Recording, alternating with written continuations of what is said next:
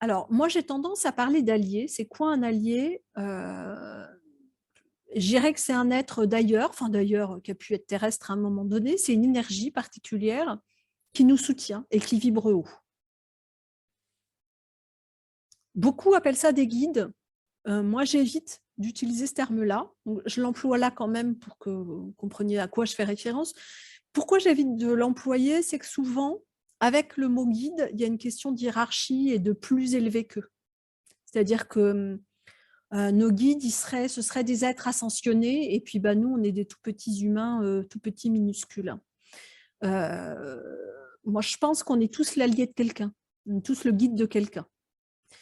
Alors, le guide, s'il est pris au sens réel du terme, hein, comme le guide de montagne, celui qui connaît le chemin, c'est super.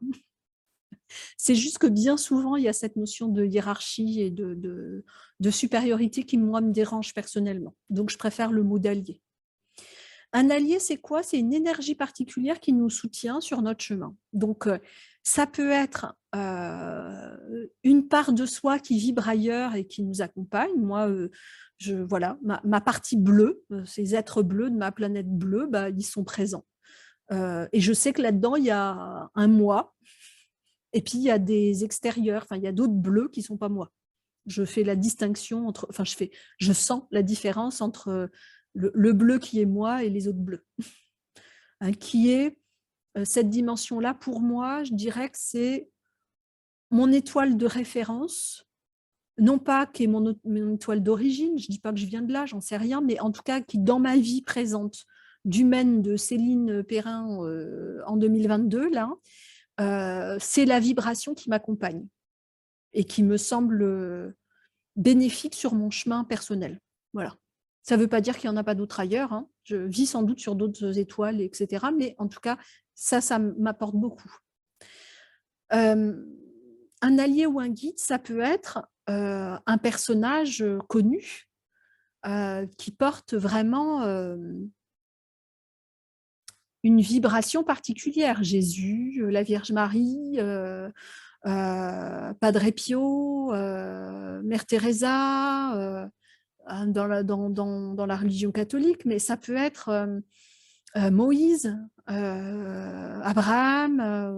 Je suis un peu nulle en culture spirituelle, à vrai dire, mais Bouddha, le Dalai Lama. Hein, ça peut être aussi des personnages de cet ordre-là. Moi, depuis quelque temps, est arrivé dans ma vie, suite à une session, des dieux grecs. Ça ne veut pas dire que je crois à l'existence des dieux grecs. Je comprends rien, mais c'est pas grave. En tout cas, il y a Jupiter et Mercure qui sont dans mes alliés ces temps-ci. Est-ce que c'est vraiment Mercure et Jupiter? Je m'en fous, hein. C'est pas grave, mais leur énergie est à mes côtés.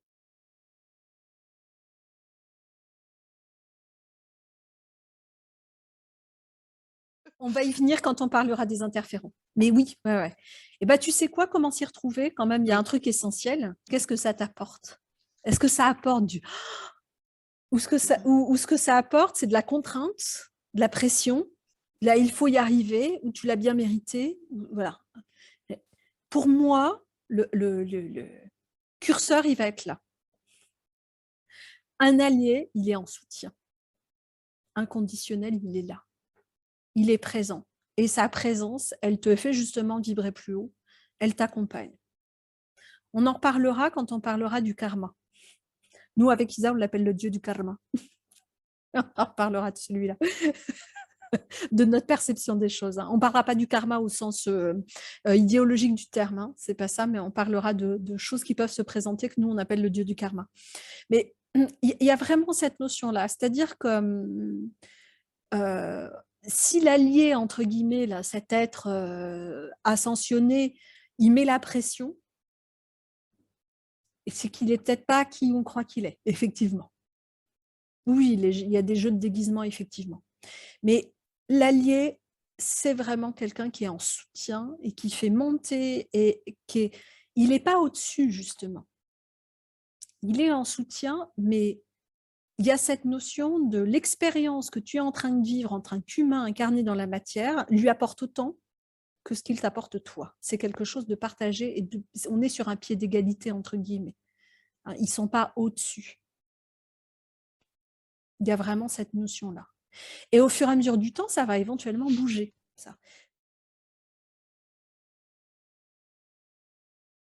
Ça peut être tu entends, ça peut être tu vois et tu entends, ça peut être tu vois, ça peut être tu sens, ça peut être plein de choses différentes.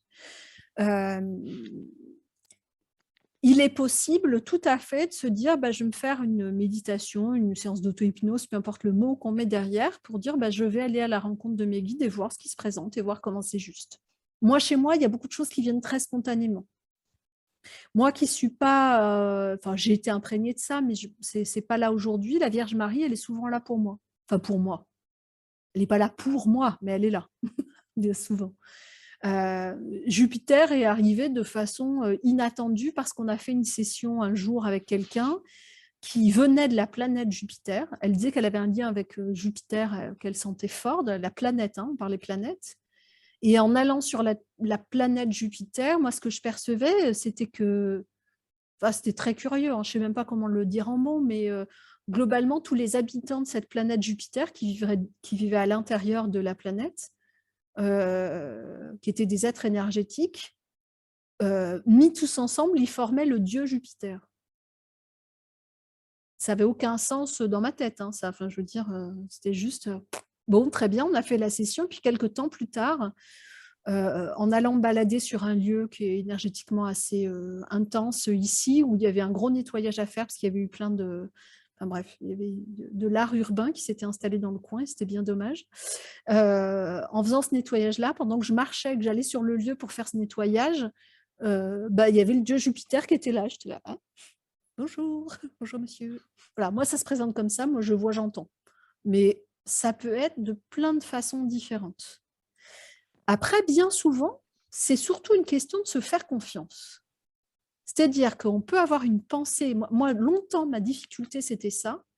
C'était l'écart entre la pensée qui me traverse et est-ce que c'est vrai? Moi, à un moment donné, j'ai pris une décision. Mais vraiment, ça a été un choix de me dire, ce que je perçois, je décide que c'est ma réalité.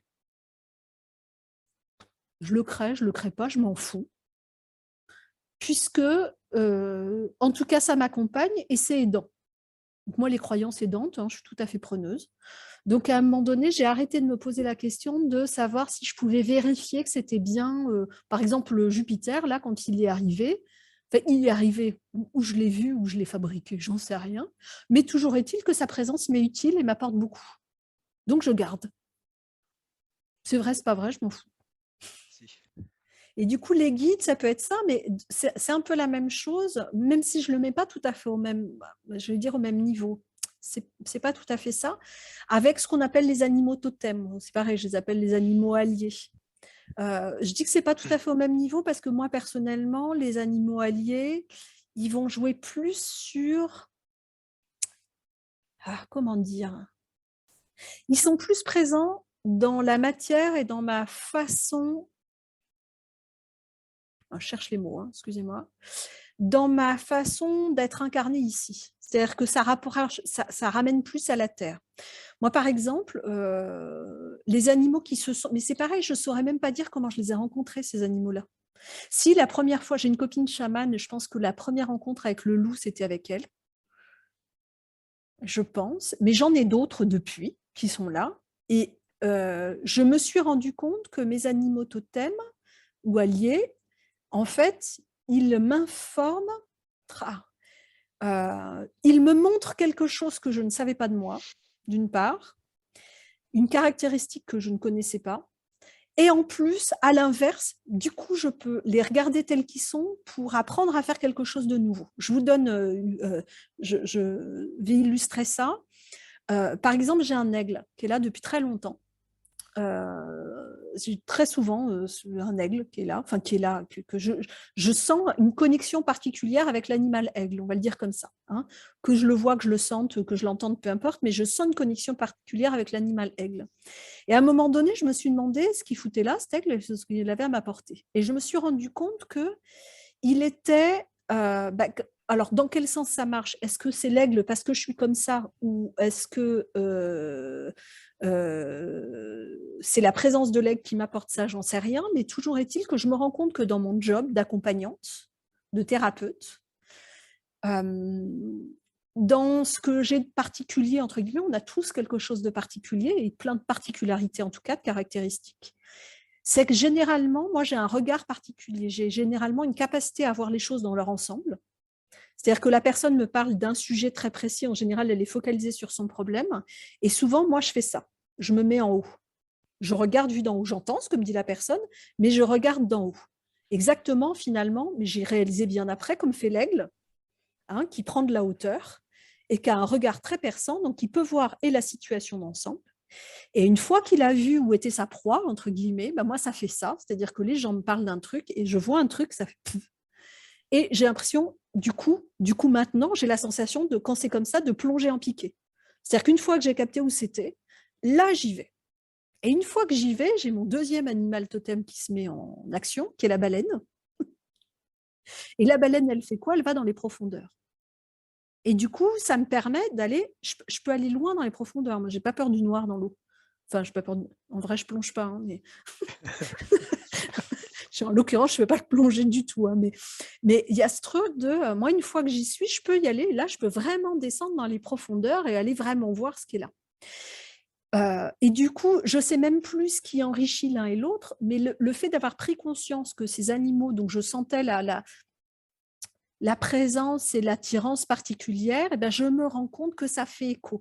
Il y a toujours ce côté intérieur-extérieur. Et dans les alliés, il y a toujours ça. C'est-à-dire que les guides, les alliés qu'on peut avoir, qu'ils soient animaux ou qu'ils soient des personnages bibliques ou autres, il y a toujours ce truc de qu'est-ce qui me révèle à moi-même? Qu'est-ce qui me permet de voir que j'ai de particulier? Et sans doute aussi, du coup, qu'est-ce que moi, je lui apporte de particulier? OK? Et ça, c'est vachement intéressant. Pour le coup, avec les enfants, moi, je leur fais souvent aller chercher leurs alliés animaux. Parce que là, du coup, ça leur permet de voir leurs caractéristiques, leurs spécificités et de le mettre en avant. D'un coup, ce qu'ils ne peuvent pas voir chez eux, parce que je pense notamment aux ados qui ont tendance à beaucoup se dévaloriser, parce que ce n'est pas simple la vie aujourd'hui quand même. Eh bien, le fait de connecter à leur animal, on va voir après. Alors déjà, on le regarde, cet animal, qu'est-ce qu'il fait? Puis souvent, c'est trop beau, quoi. C'est magnifique. Et du coup, ça peut permettre de mettre en exergue leurs différences et leurs capacités propres. Il n'y a pas longtemps, j'ai accompagné un gamin qui s'est retrouvé face à un lynx. Enfin, le lynx, c'est un animal rare, quoi. Enfin, rare au sens où on ne le voit pas souvent. Celui-là, il est bien planqué. Hein. Et voilà. Du coup, après, on a été fouillé parce que moi, je ne connais pas du tout, je n'ai pas la symbolique de tous les animaux. Hein. Mais en tout cas, déjà, ça faisait, ah ouais, chouette. Et puis après, on a pu aller voir ce qui symbolisait cet animal-là. Et du coup, ça permet vraiment de se dire, ah ouais, c'est vrai que moi, j'ai ce truc-là. Et ça, c'est chouette. Je trouve que c'est vraiment quelque chose de chouette. Ça, c'est cadeau. Pour les enfants, les alliés, ce sera ça d'ailleurs. Quand on accompagne des enfants et qu'on est un peu sur des terrains visibles, il y aura souvent les animaux plus que Padre Pio, quoi. Ok, ça va pour vous?